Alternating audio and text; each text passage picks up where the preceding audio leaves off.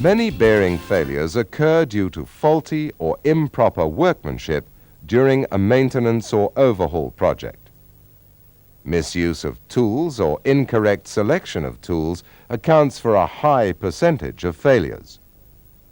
Typical damage includes chips, cracks, and damaged roller cages due to the use of hardened hammers and drifts directly onto a bearing. The use of punches on sealed bearings usually results in severe seal damage. Heat damage is often the result of incorrect lubricating procedures. Too much lubrication will usually result in overheating, indicated here by this typical blue coloring. The wrong grade or specification of lubricant may be used by a careless worker. This, too, will result in premature failure.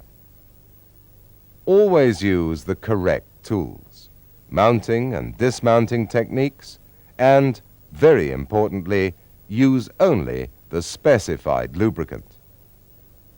Never overfill a bearing with grease. The grease should only fill the cavities around the rolling elements, leaving the separators of cage exposed. To conclude, it must be stressed that no bearing should ever be reused if it shows any sign of damage.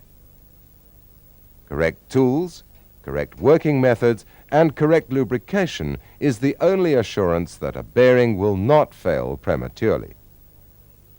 Practice the skills of bearing maintenance in your place of work and ensure that you are never the cause of a premature bearing failure.